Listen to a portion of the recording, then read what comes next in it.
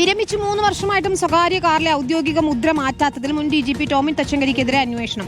സംസ്ഥാന പോലീസ് മേധാവിയാണ് അന്വേഷണത്തിന് നിർദ്ദേശം നൽകിയത്. തച്ചങ്കരിയുടെ നിയമവിരുദ്ധ യാത്രയുടെ ദൃശ്യങ്ങൾ നേരത്തെ റിപ്പോർട്ടർ പുറത്തുവിട്ടിരുന്നു. അനധികൃത സ്വത്ത് സമ്പാദന കേസിൽ വിചാരണ നേരിടാനായിരുന്നു കോട്ടയം വിജിലൻസ് കോടതിയിലേക്ക് മുൻ DGP ടോമിൻ ജെ തച്ചങ്കരി എത്തിയത്. എന്നാൽ തച്ചങ്കരി എത്തിയ കാറിന്റെ നമ്പർ പ്ലേറ്റിനോട് ചേർന്ന് നക്ഷത്ര ചിഹ്നമുണ്ടായിരുന്നു. സർവീസിലിരിക്കെ മാത്രം പോലീസ് ഉദ്യോഗസ്ഥർ ഉപയോഗിക്കേണ്ട ഔദ്യോഗിക നക്ഷത്ര ചിഹ്നം. എന്നാൽ വിരമിച്ച് 3 വർഷം കഴിഞ്ഞിട്ടും തച്ചങ്കരി ഔദ്യോഗിക ചിഹ്നം ഉപയോഗിക്കുന്നത് റിപ്പോർട്ടർ TV പുറത്തുവിട്ടു. ഇതോടെ അഭിഭാഷകനായ കുളത്തൂർ ജയ്സിംഗ് സംസ്ഥാന പോലീസ് മേധാവിക്ക് പരാതി നൽകി.